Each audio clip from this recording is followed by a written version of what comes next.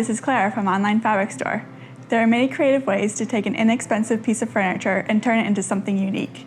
I'm going to be transforming an Ikea Lack Side Table by covering it with vinyl and adding a decorative nailhead trim. So let's get started. Along with the side table, here's the materials and tools that you'll need.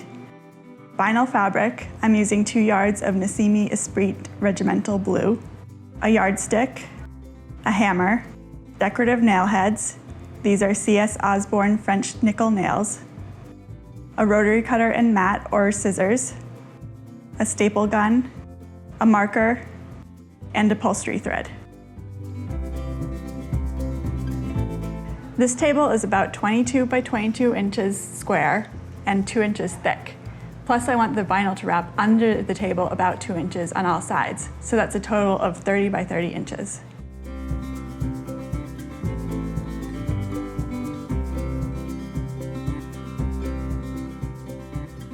For the legs, I need enough material to wrap around the legs, plus an inch for seam allowance. Since this leg is 2 by 2 inches square, I'm going to cut 9 inches for the width. This leg is 16 inches long, plus I'm adding an inch at each end to ensure that the top and bottom are covered. So I'll be cutting 4 9 by 18 inch pieces for the legs. So I'm going to place the tabletop face down on the vinyl and center it. Then I'm going to fold over one edge, pull it taut, and place one staple in the center. I'm going to go to the opposite edge that I put my first staple, fold it over, and put another staple. I'm stapling about 1/2 inch from the edge.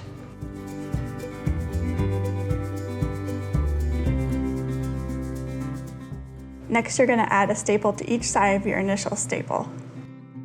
Remember to pull it taut as you do it. Repeat the same thing on the opposite side, and I'm spacing out my staples roughly an inch.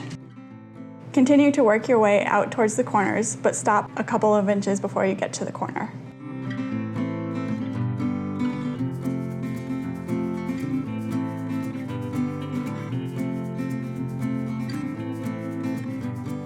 So once I get close to the corner with my staples, I'm going to be making a fold that looks like this. And the first step of that is pulling this side taut, adding one more staple.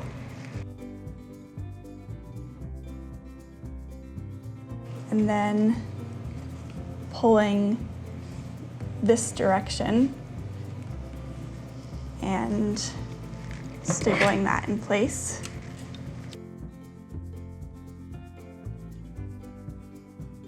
And finally, pulling straight up to create that fold and staple that in place.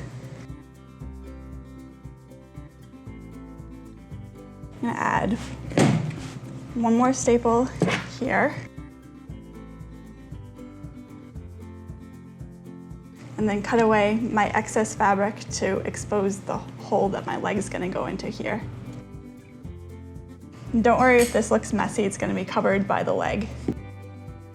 For good measure, I'm just going to add one more staple.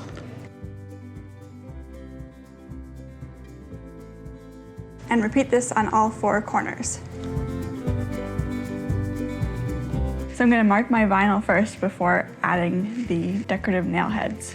I'm going to start 1/8 of an inch in from the side, and I'm centering my yardstick between the 2 edges. I'm going to make my marks 1 inch apart. I'm going to put my nail head on my mark and hammer it in. If you're using a CS Osborne upholstery hammer, the small end is magnetic, so that's handy. I'm using an upholstery hammer, but you might want to use a rubber mallet if the hammer is knocking off the finish of your nail heads. When sewing with vinyl, you want to pay attention to the tension on your sewing machine. Normally it's around 4, but I'm going to increase it to 8. And also with vinyl and leather, you want your stitch length to be a little bit longer. I'm going to put it to 3.5, and that's because too many holes close together will perforate it and it may rip. So I have my leg pieces here. I'm going to fold it in half, the right side facing inward, and sew a seam down the side with a 5/8 inch seam allowance. So at the beginning and end of your stitching, you don't want to backstitch because again, you don't want to create too many holes. So you're just gonna stop and cut the strings longer than you usually would, and then tie them.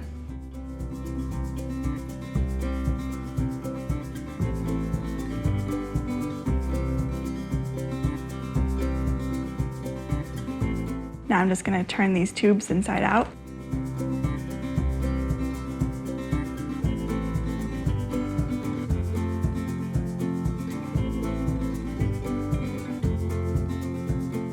I'm going to flatten out the seam first.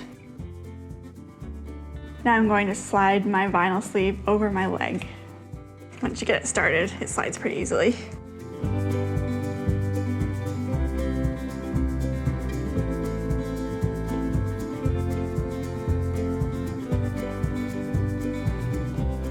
So I'm going to fold over the two sides, making sure the hole is visible, and staple them in place.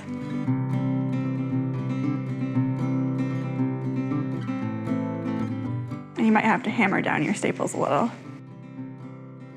It actually works better when you trim off these extra pieces. I left less material at the top to leave room for the hole, so I have more at the bottom.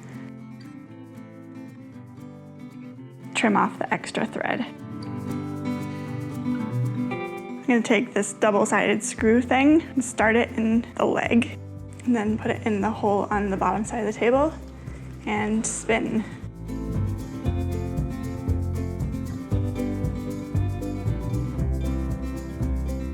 I'm just going to trim off this excess vinyl, which you can also do before putting on the legs. And here's the finished product. Adding nailhead trim is a great way to add interest to an otherwise plain piece of furniture, from headboards to chairs to tables.